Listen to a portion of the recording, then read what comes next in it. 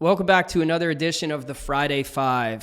Flew in late last night from Las Vegas after a couple days out there for a company leadership summit.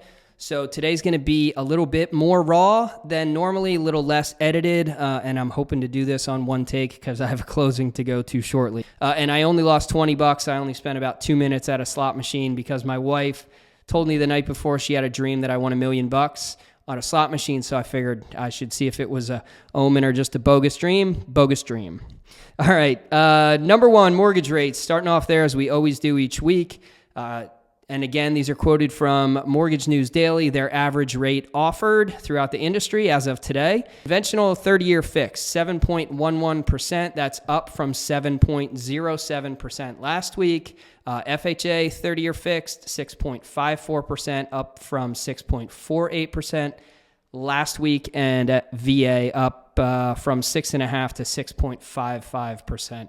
So a little bit of an increase, nothing too dramatic. I think the bond market is just kind of getting its footing now that the new administration is in office.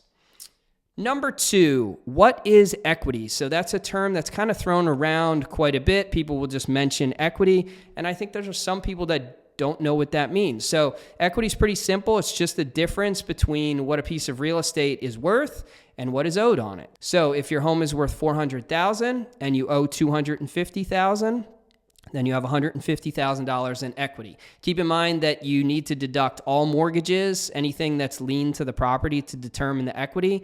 So if you have a second mortgage or a home equity line or home equity loan, you would deduct that too. So let's say that same example, $400,000 house, $250,000 first mortgage, $50,000 home equity line of credit. That means you have $300,000 total owed on it. So your equity position then would be $100,000. Number three, the product of the week, renovation loans. So there are mortgage products that you can use to both buy and renovate improvements to the property all in one loan. So we offer two different renovation products, two primary renovation products. One is an FHA, one is a conventional. The FHA 3.5% down based on that total package price, and the conventional as little as 3% down. So it's a pretty cool product. The current housing environment, there's just not a lot of inventory available out there, and everyone seems to chase the home that's in great shape, which I understand. But maybe some of you that are out there looking to buy your first home, instead of buying that home that's move-in ready, buy the ugly duckling that's down the street that needs carpet, that needs paint, that maybe needs a good refresher. Try to see if you can buy that at a little bit of a discount, especially if it's sat on the market, and you can use the renovation loan to finance in some of those improvements. Can be a really good product for the right buyer. Is a little bit more tedious, a little bit more of a pain in the butt, honestly, to go through the process, but it can be a great product that we've used in the past. So if you have questions about that, want more detail, please reach out. Number four, President Trump obviously was inaugurated this week, and one of the things that he did was issue a bunch of emergency orders. One of those emergency orders was related to housing affordability, or maybe I should say housing inaffordability. So he wants to put some measures in place to try to improve housing affordability throughout the country, and I think especially when it comes to first-time home buyers. So one of the things that he mentioned is trying to reduce regulation, which will therefore reduce cost, and their estimate was up to 25% of the cost to build a new house is related to regulation or zoning.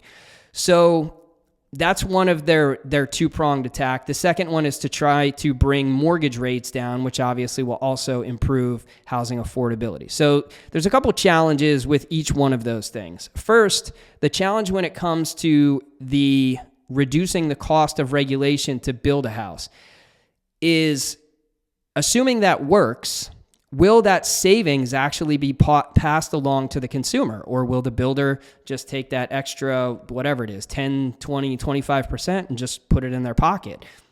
Capitalism says they're just going to keep selling it for the same price, and if they reduce their costs, they'll just make more on the property. So it'll be challenging to see, or it'll be interesting to see, I should say, if that savings, if it even happens, if it gets passed along to the consumer.